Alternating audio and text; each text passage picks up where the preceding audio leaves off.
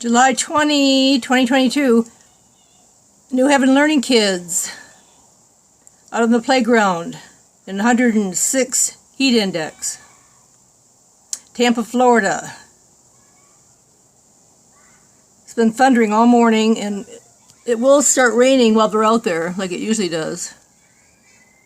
But it doesn't matter to the owner, Cruz Hernandez. These kids are out there every day, rain or shine.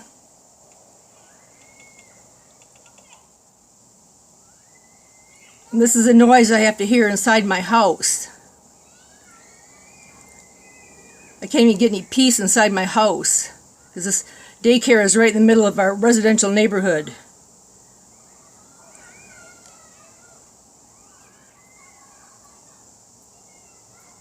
Hillsborough County, Florida, the armpit of Florida.